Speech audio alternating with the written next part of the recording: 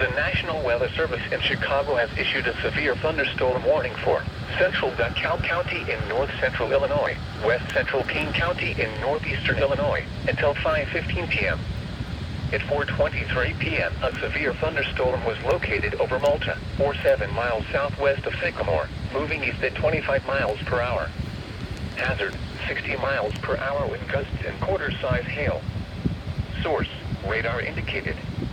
Impact, hail damage to vehicles is expected. Expect wind damage to roofs, siding, and trees.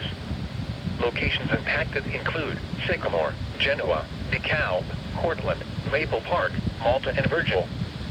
For your protection, move to an interior room on the lowest floor of a building.